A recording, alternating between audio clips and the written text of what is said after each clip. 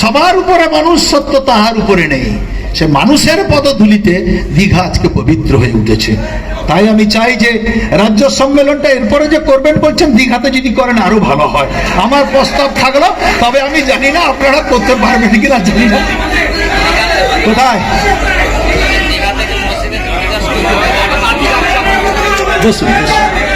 দীঘাতে?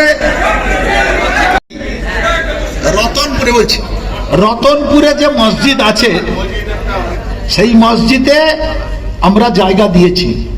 এই ডিএসডি জায়গা দিয়েছে, তাদের নামে রেকর্ড করে দেওয়া হয়েছে। এবং সেই মসজিদের যে বাউন্ডারি ওয়াল, আমি আমার নিজের ডেভেলপমেন্ট ফান্ড থেকে, এমএলএ ফান্ড থেকে টাকা দিয়ে তার বাউন্ডারি ওয়াল তৈরি করে দিয়েছি। এবং আপনারা পাশে আর একটা জায়গা চেয়েছেন আমাদের এখানে, আমি জানি না এটা কত বিঘে জায়গা চেয়েছেন। হ্যাঁ, হবে হবে হবে হবে। আপনারা একটা জায়গা, আপনারা একটা বড় জায়গা বলে দিচ্ছি, বলে দিচ্ছি,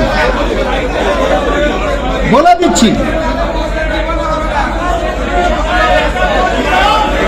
ভাই আপনার বসুন, উনি বলছেন বলছেন বলছি, আপনাদের কথা বলছি, কি চাইছেন বলছি, আমি বুঝেছি।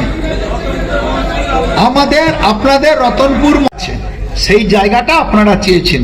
সেই জায়গাটা সম্পর্কে ডিএসডিতে আলোচনা হয়েছে এবং মুখ্যমন্ত্রী লেভেলে আলোচনা হয়েছে। সম্ভবত আপনাদের এখানে একটা বড় মসজিদ তৈরি করা হবে, জায়গা দিয়ে এখানে তৈরি করা হবে। আমাদের মধ্যে একটা আলোচনা হয়েছে। নিশ্চিতভাবে আমরা এটা বুঝি, আমাদের একটা সেন্টিমেন্ট আছে, আবেগ আছে। নিশ্চিতভাবে এটা আমাদেরও সেন্টিমেন্ট আছে যে না, ওনাদের জন্যও একটা তৈরি করে দেওয়া হোক, ভালো কথা। তাই সব স্যার, এখানকার যে সমস্ত ইমাম দাবি রাখলো দীঘাতে মসজিদ হওয়ার ব্যাপারে, এই বার্তা কি মমতা ব্যানার্জির কাছে পৌঁছাবেন? নিশ্চিতভাবে আমাদের পক্ষ থেকে এর আগে দীঘাতে একটা মসজিদ রতনপুর মৌজায় আছে, তার পাশে আর কি বড় জায়গা আছে, সেখানে মসজিদ গড়ার জন্য আজ থেকে প্রায় 2 বছর আগে থেকে সেই জায়গাটা দেওয়ার ব্যাপারে প্রশাসনিক স্তরে আলোচনা হয়েছে।